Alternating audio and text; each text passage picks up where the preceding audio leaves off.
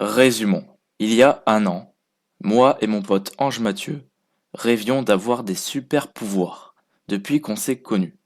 Puis, un jour, ce rêve était devenu réalité. Il m'a fallu du temps pour accepter la situation et maîtriser mes pouvoirs. Ange Mathieu, lui, avait rencontré et affronté celui qui était derrière tout ça. Mais à cause de sa faible maîtrise sur ses pouvoirs, il n'a rien pu faire. J'ai fini par apprendre ce qui se passait et on a donc uni nos forces pour le vaincre.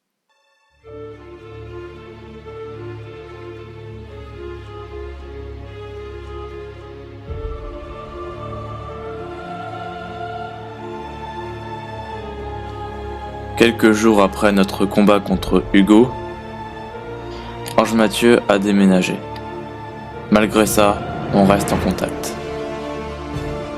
Quant à Hugo, suite à notre combat, je l'ai interrogé pour en savoir plus sur l'origine de mes pouvoirs. Cela m'a donc permis d'en apprendre plus sur mon potentiel et sur celui d'Hugo. Après ça, il fut enfermé pour l'éternité. Du moins, c'est ce qu'il aurait dû se passer. Mais il était beaucoup trop dangereux et j'ai dû le tuer. Je me le pardonnerai jamais. Mais j'ai essayé de reprendre le cours de ma vie. J'ai vu que finalement, avec tous ces pouvoirs, aller à l'école était dangereux, que ce soit pour moi ou pour mes proches, ainsi que pour d'autres innocents. J'ai donc décidé de partir et d'en apprendre plus sur mes pouvoirs en les utilisant pour le bien d'autrui. J'ai donc déménagé à l'autre bout du continent pour voir si je n'étais pas le seul avec ces pouvoirs et si mes pouvoirs pouvaient aider autrui. Avant de partir, j'ai donné quelques-uns de mes pouvoirs à mon petit frère. Puis, j'ai médité sur la responsabilité de mes pouvoirs et sur ce que j'allais en faire après être parti. J'ai donc médité là où je m'étais entraîné avant d'affronter Hugo. Contempler le paysage une dernière fois avant de partir et laisser tout ça derrière moi.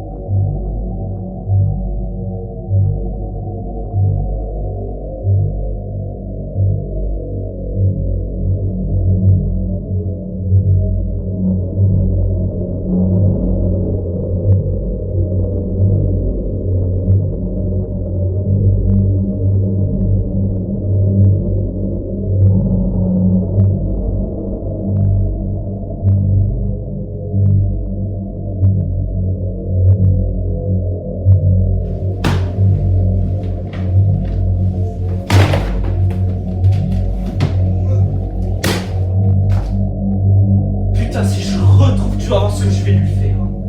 Putain, faut